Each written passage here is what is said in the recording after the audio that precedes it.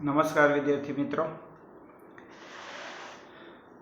આજે આપણે ઇકોનોમિક્સ ધોરણ 11 ઇકોનોમિક્સમાં જે છેલ્લે ચાણક્યનું અર્થશાસ્ત્ર એટલે કે કૌટિલ્યના અર્થશાસ્ત્ર વિશે વાત કરતા હતા કે મનુષ્યની વૃત્તિ અર્થ છે, મનુષ્યના વસવાટવાળી ભૂમિ અર્થ છે, એની વાત કરી હતી. પછી લાભ પાલનની વાત કરી હતી કે જે જમીનનો ઉપયોગ થતો હોય, જે જમીન ફળદ્રુપ હોય એની કિંમત વધુ ઉપજે છે, ટૂંકમાં એનો અર્થ ઉપજે છે. બરાબર.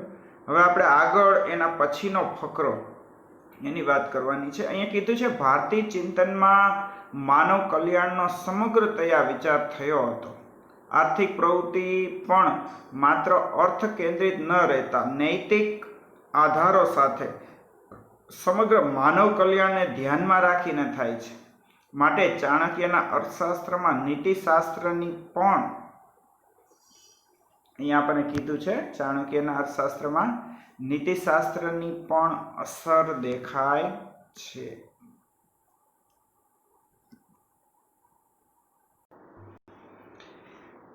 ચાણક્ય એમ કહેવા માંગતા હતા કે ભાઈ ભારતમાં માનવ કલ્યાણ ટૂંકમાં અર્થશાસ્ત્ર એટલે કે પૈસા કમાવાની પ્રવૃત્તિ સાથે સાથે માનવ કલ્યાણની પણ વાત કરેલી છે. બરાબર.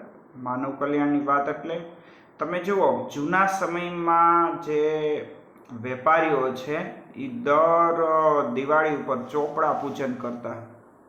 બરાબર. ચોપડાનું પૂજન, લક્ષ્મી પૂજન અને ચોપડા પૂજન હોય દિવાળીના દિવસે. બરાબર.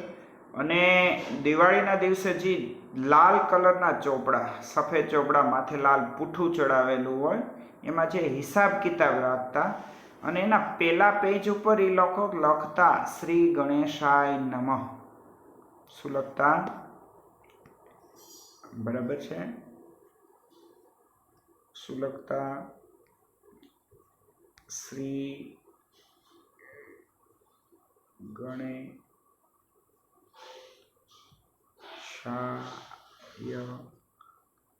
નમઃ. બરાબર. બીજું લખતા એ શ્રી સવા લખતા. બરાબર. શું લખતા? શ્રી ગણેશાય નમઃ અને શ્રી સવા લખતા. બરાબર. તો આવું શું કામ લખતા? બરાબર. આવી રીતે શ્રી સવા લખતા. એનું કારણ તો કે વેપારીઓ એવું માનતા કે ભાઈ હું 1 રૂપિયે તો કે 25 પૈસા જ નફો લઈશ. શું કરતા? એવું માનતા કે 1 રૂપિયે 25 પૈસા જ નફો લેવો છે, એનાથી વધારે નફો ન લેવો જોઈએ, વધુ પડતી નફાખોરી કરવી ન જોઈએ. એટલે કે એનો અર્થ એવો થાય કે રૂપિયાની વસ્તુ એ 1.25 રૂપિયામાં વેચતા, 2 રૂપિયાની વસ્તુ તો કે 2.5 રૂપિયામાં વેચતા, 3 રૂપિયાની વસ્તુ 3 રૂપિયાને 75માં વેચતા અને 4 રૂપિયાની વસ્તુ તો કે 5 રૂપિયામાં વેચતા. બરાબર. પણ હવે થાય એવું કે 3 રૂપિયાની વસ્તુ 3 રૂપિયા 75 પૈસામાં તો કે છૂટાની માથાકૂટ થાય. આવું ન થાય એટલા માટે શું કરતા? તો કે 3 રૂપિયાની વસ્તુ 4 રૂપિયામાં વેચતા. હવે 4 રૂપિયામાં વેચે તો એની પાસે 25 પૈસા વધારે આવી જતા. તો વેપારીઓ શું કરતા? કંઈક મકર સંક્રાંતિ આવે કે કંઈક તહેવાર હોય આ તે, તો એ લોકો તો કે એટલો પૈસો તો એવું માનતા કે થોડો ઘણો પૈસો આપણે વેપારમાં કોકનો વધારાનો આવી ગયો છે. બરાબર. તો આ વધારાનો પૈસો તો કે પોતે ન રાખતા, એનું કંઈક દાન કરી દેતા, ગાયોને લીલું નાખી દે, એક અનાથાશ્રમમાં કે વૃદ્ધાશ્રમમાં એમાં આપી દેતા. એવું માનતા કે મારી પાસે અનીતિનો પૈસો ન આવવો જોઈએ. બરાબર. એટલા માટે ચાણક્યએ કીધું છે કે ભાઈ આપણા અર્થશાસ્ત્રમાં એટલે કે ભારતીય અર્થશાસ્ત્રમાં નીતિશાસ્ત્રની અસર જોવા મળે છે. વેપારીઓ એવું માનતા કે ગ્રાહક છે આપણા માટે ભગવાનનું સ્વરૂપ છે. બરાબર. ગ્રાહકને છેતરવો જોઈએ નહીં. પણ આ જે માન્યતા છે, આ માન્યતા ઉપર તો કે વિદેશી કંપનીઓ ચાલતી નથી. બરાબર. વિદેશી કંપનીઓ શું કરે છે? છેતરવાના ધંધા કરે છે. બરાબર. આજે તમે જુઓ કે કોલગેટ કંપની એમ કહે છે કે અમારી ટૂથપેસ્ટમાં કેલ્શિયમ છે. બરાબર. તો આ કેલ્શિયમ આવ્યું ક્યાંથી? બરાબર. આવો પ્રશ્ન આપણને થવો જોઈએ. જનરલી 100 ગ્રામ કોલગેટની ટૂથપેસ્ટ છે એ 30 રૂપિયાની આસપાસ 30-35 રૂપિયામાં 100 ગ્રામની કોલગેટની ટૂથપેસ્ટ મળી જાય છે, બરાબર. તો એટલું બધું 100 ગ્રામ કેલ્શિયમ ક્યાંથી આવ્યું, બરાબર. જનરલી તમને કેલ્શિયમ મળે કેમાંથી? ચીકુમાંથી મળે, બરાબર. તમે 3 કિલો ચીકુ ખાવ ને ત્યારે તમને 100 ગ્રામ જેટલું કેલ્શિયમ મળે, બરાબર. હવે 3 કિલો ચીકુનો ભાવ શું થાય? અંદાજિત 100 રૂપિયા જેવો થાય, બરાબર. અથવા તમે કેળા ખાઓ તો એમાંથી કેલ્શિયમ મળે. 4 કિલો કેળા ખાવ ને ત્યારે તમને 100 ગ્રામ જેટલું કેલ્શિયમ મળે, બરાબર. તો 4 કિલો કેળા ખાવ તો 120 રૂપિયા થાય. મેથીની ભાજી, તાંદળજાની ભાજી, કોબીજ, ટૂંકમાં પાંદડાવાળા શાકભાજી છે એમાંથી કેલ્શિયમ મળે, બરાબર. પણ આવી 10 ભાજી ખાઈ જાઓ ત્યારે તમને 50 ગ્રામ માંડ કેલ્શિયમ મળે, બરાબર. તો કોઈ કારણે 30-35 રૂપિયામાં કેલ્શિયમની ટૂથપેસ્ટ પોસાય જ નહીં કંપનીને. પણ કંપની શું કરે છે તો કે મરેલા પ્રાણીઓના હાડકાના ભૂકામાંથી તો કે ટૂથપેસ્ટ બનાવે છે, બરાબર. આજે તમે લક્સ સાબુ વાપરો છો, બરાબર. સાબુ શેમાંથી બને? સાબુ બનાવવામાં તેલ, ઓઇલની જરૂર પડે. તો એ લોકો ઓઇલ નથી વાપરતા, તેલ નથી વાપરતા, પણ તેલની જગ્યાએ શું વાપરે છે તો કે પ્રાણીઓની ચરબી વાપરે છે. શું કરે છે? જે મરેલા પ્રાણીઓના શરીરની અંદરથી ચરબી, તો લક્સ સાબુમાં બધી પ્રાણીની ચરબી આવે છે, બરાબર. આપણને ખબર નથી હોતી, બરાબર. તમે જ્યારે સાબુ લેવા જાઓ ત્યારે તમે સાબુની પાછળ ઝીણા અક્ષરે લખ્યું હશે ટોયલેટ સોપ, બરાબર. હકીકતે નાવાનો સાબુ જ નથી, હકીકતે હાથ પગ ધોવાનો સાબુ છે, બરાબર. તમે ટોયલેટ જાઓ પછી પાછા આવો એટલે એ સાબુથી હાથ ધોવાના છે, તો એ ટોયલેટ સોપ છે. પણ શું કરે? દીપિકા પાદુકોણની જાહેરાત દેખાડે, કરીના કપૂરની જાહેરાત દેખાડે. દીપિકા પાદુકોણ, કરીના કપૂર આ સાબુથી જ નહીં છે, એટલે આપણને એમ થાય આ નાતાય છે, લ્યો તે આપણે ખરીદી લ્યો, બરાબર. પણ કંપની તમને તો કે ઉલ્લુ બનાવે છે, કંપની તમને મામું બનાવી દે છે, તમને ખબર જ નથી પડતી. એટલે વિદેશી કંપનીઓ આપણને છેતરવાનું કામ કરે છે. જે આપણા વેપારીઓ એવું માનતા કે વેપારમાં ગ્રાહક સાથે છેતરામણી કરવી જોઈએ નહીં, બરાબર. જે કંપની મેગી બનાવે એ જ કંપની બોર્નવિટા બનાવે છે.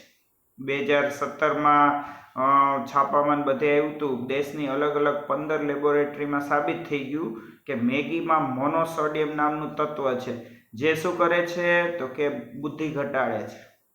પાછી એ જ કંપની એમ કહે કે ભાઈ તમે બોર્નવિટા પીવો, તમને જે કંઈ ઘટતા હશે પ્રોટીન, વિટામિન બધા આમાંથી મળી જશે, બરાબર.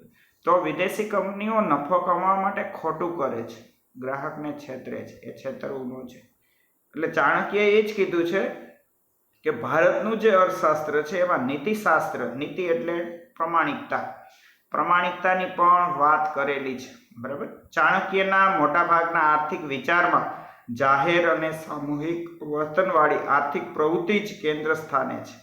ખાસ તો રાજાશાહી રાજ્ય વ્યવસ્થા અને કૃષિ પ્રધાન અર્થવ્યવસ્થાને ધ્યાનમાં રાખીને આર્થિક બાબતોનું માર્ગદર્શન કૌટિલ્યે રજૂ કર્યું હતું, બરાબર. કે મોસ્ટ ઓફ જે કૌટિલ્યનું અર્થશાસ્ત્ર પુસ્તક છે એ ખાસ કરીને મોટા રાજાઓ છે કે પછી કૃષિ ને લગતી અર્થવ્યવસ્થા છે એને વધુ એ ઉપયોગી છે. અને કૌટિલ્યનું અર્થશાસ્ત્ર પુસ્તક એટલું પ્રખ્યાત છે કે વિશ્વની મોસ્ટ ઓફ ભાષામાં એનું ટ્રાન્સલેશન થયું છે, બરાબર. આજે કોઈ વ્યક્તિ મોટો પ્રમુખ બને છે, વડાપ્રધાન બને છે, તો એ આ પુસ્તક અચૂક વાંચે છે, કારણ કે એમાંથી ઘણું બધું દેશને ચલાવવા માટે ઘણું બધું જાણવા જેવું મળી રહે છે, બરાબર. આપણે હવે ભારતના અર્થશાસ્ત્રની તો વાત કરી, બરાબર. ભારતમાં અર્થશાસ્ત્રનો ઉદ્ભવ કઈ રીતે થયો, બરાબર. હવે આપણે પશ્ચિમમાં અર્થશાસ્ત્રનો ઉદ્ભવ ને વિકાસ, બરાબર, એની વાત કરવાની છે. Formal development of economic as a science in the west, બરાબર. તો પશ્ચિમમાં અર્થશાસ્ત્રનો ઉદ્ભવ અને વિકાસની વાત કરીએ આપણે તો કે પશ્ચિમમાં જે તત્વચિંતક થઈ ગયો એરિસ્ટોટલ, જેણે ઓઇકોનોમિકા નામનું પુસ્તક લખેલું. કેવું? ઓઇકોનોમિકા. આ પુસ્તકમાં એણે આર્થિક ચિંતન રજૂ કર્યું હતું, એટલે કે અર્થશાસ્ત્રને લગતા વિચારો રજૂ કર્યા. પણ ઔદ્યોગિક ક્રાંતિ બાદ જેમ ઉદ્યોગ ક્ષેત્રે સૂક્ષ્મ શ્રમ વિભાજન થયું અને વિશિષ્ટીકરણ થયું, બરાબર, તેમ જ્ઞાનના ક્ષેત્રમાં અભ્યાસ અને સંશોધનમાં પણ વિશિષ્ટીકરણ થયું. ભૌતિક વિજ્ઞાનોની જેમ સમાજ વિજ્ઞાનનો અને માનવ વર્તનનો અભ્યાસ કરતા શાસ્ત્રોમાં પણ વિશિષ્ટીકરણ થયું. આ અભ્યાસની પદ્ધતિ માત્ર તર્કબદ્ધ કે કલ્પના આધારિત ન રહેતા પ્રયોગ અને ચકાસણી આધારિત વૈજ્ઞાનિક પદ્ધતિથી અભ્યાસ શરૂ થયા. એટલે અત્યાર સુધી તો કે માનવીના આર્થિક વર્તનનો રાજ્યશાસ્ત્ર અને નીતિશાસ્ત્ર કે તત્વચિંતનના ભાગરૂપે અભ્યાસ થતો હતો, પણ હવે અર્થશાસ્ત્રનો તો કે સ્વતંત્ર અભ્યાસ ચાલુ થયો. બરાબર, અહીંયા કીધું છે આપણને કે ભાઈ પશ્ચિમના દેશોમાં તો કે એરિસ્ટોટલે સૌપ્રથમ પુસ્તક લખ્યું જેમાં એણે આર્થિક વિચારો રજૂ કર્યા. બરાબર, ત્યાર પછી તો કે ઇંગ્લેન્ડમાં ઔદ્યોગિક ક્રાંતિ થઈ. વિદ્યાર્થી મિત્રો સાંભળજો, શું કીધું મેં? ઇંગ્લેન્ડમાં ઔદ્યોગિક ક્રાંતિ થઈ. હવે ઇંગ્લેન્ડમાં ઔદ્યોગિક ક્રાંતિ ક્યારે થઈ? આ વસ્તુ વિચારવા જેવી છે. બરાબર, ઇંગ્લેન્ડમાં ઔદ્યોગિક ક્રાંતિ ક્યારે થઈ? અંગ્રેજો ભારતમાં આવ્યા ક્યારે? તો કે ઈસવીસન જે 1598માં વાસ્કો દ ગામાએ ભારતનો જળમાર્ગ શોધ્યો, એના 2 વર્ષ પછી તો કે ઇંગ્લેન્ડમાં 1598 પછી 2 વર્ષ એટલે કે 1600ની સાલમાં અંગ્રેજોએ ઇંગ્લેન્ડમાં ઈસ્ટ ઇન્ડિયા કંપની નાખી. કેટલાક વેપારીઓ ભેગા થઈ ઈસ્ટ ઇન્ડિયા કંપની, રાણી જે એલિઝાબેથ છે એની પરવાનગીથી, બરાબર, અને એ લોકો એટલા માટે કંપની નાખી કે એને ભારત સાથે વેપાર કરવો હતો. ભારતમાંથી જે મરી મસાલા અને કાપડ ને બધું ત્યાં વેચવું હતું. બરાબર, પછીથી એ લોકો અહીંયા વેપાર માટે આવ્યા. અહીંયા વેપાર માટે આવ્યા અને જે આપણી સંસ્કૃતિ જોઈ, આપણા પુસ્તકો જોયા, બરાબર, આપણને આ ઓલું કહેવાય ને વેદના ખાટલે એના જેવું છે. બરાબર, કે આપણા પુસ્તકો છે એમાં એટલું બધું જ્ઞાન છે. ગીતા છે, કૌટિલ્યનું અર્થશાસ્ત્ર છે, આ બધા પુસ્તકો એટલા છે કે એમાંથી ઘણા બધા સંશોધનો થઈ શકે એમ છે. બરાબર, તમે જો રાવણે કેટલા હજારો વર્ષો પહેલા વિમાન બનાવી લીધું હતું. રાઇટ બ્રધર્સે તો 1920માં બનાવ્યું, એટલે કે આજથી 100 વર્ષ પહેલા. પણ રાવણે હજારો વર્ષ પહેલા વિમાન બનાવ્યું હતું, પુષ્પક નામનું. અને અમેરિકાની નાસા એજન્સીને એના પુરાવા મળ્યા છે. બરાબર, તો અહીંયા બુદ્ધિધન વધારે હતું. એ લોકો આપણા પુસ્તકો વાંચ્યા પછી તો કે એમાંથી એણે ઘણા બધા સંશોધનો કર્યા અને આ સંશોધનો છે ઔદ્યોગિક ક્રાંતિ તરીકે જાણીતા થયા છે. બરાબર, ઔદ્યોગિક ક્રાંતિ તરીકે. બરાબર, આપણને ખબર છે મોબાઈલ છે, ટેબ્લેટ છે, આ બધી વસ્તુ છે એ હમણાં આપણને એમ થાય કે હમણાં શોધાણી છે. બરાબર, પણ દક્ષિણ ભારતના જે ગોપુરમ નામના મંદિરો છે એમાં સ્ત્રીના હાથમાં ટેબ્લેટ હોય એવા શિલ્પ વર્ષો જૂના છે. વિચાર કરો, ટેબ્લેટ મોબાઈલ તો હમણાં શોધાણા છે, તો આવા શિલ્પ આવ્યા ક્યાંથી? બરાબર, પછી તો કે ગોપુરમના જે મંદિરો છે એમાં એવા શિલ્પ હોતે છે કે છોકરો સાયકલ ચલાવતો હોય, જે હજારો વર્ષો જૂના ગોપુરમ છે. બરાબર, જ્યારે ચીન એમ કહે છે કે અમે 2000 વર્ષ પહેલા સાયકલની શોધ કરી. બરાબર, તો કે ચીનના એક સાધુ અહીંયા આવેલા હ્યુઆન સંગ. બરાબર, તો જે લોકો જે પ્રજાતિ અહીંયા આવી પછી જે પ્રજાતિઓમાં સંશોધનો થયા છે. બરાબર, એટલે આપણે આપણા ગ્રંથો છે એમાંથી આપણને ઘણું બધું જાણવા મળી શકે એમ છે, પણ આપણે કોઈ દી એને ખોલતા જ નથી. બરાબર, આજે દરેક ધર્મમાં તો કે એના પુસ્તકો એને આવડતા હોય છે. બરાબર, પણ આપણા ધર્મમાં જોજો છે ગીતાનો શ્લોક પૂછજો, કોઈ નહીં આવડે. ઇંગ્લેન્ડની બાજુમાં નેધરલેન્ડ નામનો દેશ છે, ત્યાં ફરજિયાત છે સંસ્કૃત ભાષા ફરજિયાત શીખવાની. શું કામ? તો કે તમને ગીતાના શ્લોક આવડે, તમે ગીતા વાંચી શકો એટલા માટે. તો અહીંયા અંગ્રેજો આવ્યા પછી જે લગભગ 50-60 વર્ષ પછી, બરાબર, એટલે કે ઔદ્યોગિક ક્રાંતિ છે એ 1750 થી 1830ના ગાળામાં, એટલે કે આ 80 વર્ષના ગાળામાં ઔદ્યોગિક ક્રાંતિ થઈ. ઔદ્યોગિક ક્રાંતિ એટલે તો કે ઉદ્યોગો વિશેના નવા સંશોધનો થયા, ઉદ્યોગો વિશેના નવા નવા યંત્રો બન્યા. પેલા જે કામ થતું એ બધે હાથેથી થતું, બરાબર. કાપડ વણવામાં આવતું. ભારતીય કોઈ કારીગર છે એ હાથ વણાટથી તો કે એક દિવસમાં 2 થી 2.5 મીટર કાપડ તૈયાર કરતો. પણ ઇંગ્લેન્ડમાં કાપડ બનાવવાના મશીનો શોધાણા જે રોજનું હજારો મીટર કાપડ તૈયાર કરી શકે, બરાબર છે. આવી રીતે ઔદ્યોગિક ક્રાંતિથી ઘણા બધા યંત્રો, મશીનોની શોધ થઈ. પછી જે વેપાર છે એ માત્ર શેરી મહોલ્લા કે ગામ પૂરતો ન રહ્યો, પણ સમગ્ર વિશ્વમાં વેપાર વિકસ્યો. અને વેપાર જ્યારે વધુ પ્રમાણમાં વિકસે ત્યારે શું થાય? કોઈ એક વ્યક્તિ એનું સંચાલન ન કરી શકે. આજે તમે નાની એવી કરિયાણાની દુકાન ચલાવતા હોય તમે એકલા ચલાવી લો, પણ કરિયાણાની દુકાન થોડીક મોટી હોય તો તમારે વસ્તુ જોખવા માટે, વસ્તુ દેવા લેવા માટે માણસો જોઈએ, સેલ્સમેન જોઈએ, બરાબર. અને કદાચ એનાથી મોટો જો તમે મોલ કરો તો વધુ માણસોની જરૂર પડે, બરાબર. અને એ રીતે કંપની હોય તો વધુ માણસોની જરૂર પડે. એટલે એને વિશિષ્ટીકરણ કીધું છે કે ભાઈ વધુ માણસો, ટૂંકમાં મોટી પેઢી હોય તો વધુ માણસો જોઈએ. આ માણસને હિસાબ જ કરવાનો, આ માણસને વસ્તુ જોખીને જ દેવાની, આ માણસ છે એ તો કે ડિસ્ટ્રીબ્યુટ કરશે, સેલ્સમેનશીપ કરશે, આ કરશે, ઓલું કરશે, આ હિસાબો લખશે જ, બરાબર. તો એને વિશિષ્ટીકરણ. કોઈ એક કામ એક જ વ્યક્તિ દ્વારા થતું હોય, બરાબર, અને એકનું એક કામ એક જ વ્યક્તિ દ્વારા થાય તો એમાં એ કુશળતા મેળવે. આજે વર્ષોથી તમે એકનું એક કામ કરો તો તમે આમાં કુશળ થઈ જાઓ, બરાબર. તમને ખબર હશે, આપણે જ્યારે બીમાર પડીએ ત્યારે શું કરીએ? કોઈ પ્રખ્યાત ડૉક્ટર પાસે જઈએ છીએ. જે હજી નવો ડૉક્ટર હોય એની પાસે નહીં જાય, એનો માણસો ઝડપથી વિશ્વાસ નહીં કરે. પણ ઓલો શું છે? જૂનો છે, અનુભવી છે, તો એનો માણસો વધુ વિશ્વાસ કરશે. શું કામ? તો કે વર્ષોથી કામ કરે છે એટલે એની ઉપર આપણને વિશ્વાસ બેસી જાય. એટલે કોઈ એક કામમાં એક વ્યક્તિ વર્ષોથી કામ કરે એટલે કુશળ થઈ જાય, બરાબર. એને કામ સારું ફાવે, બરાબર.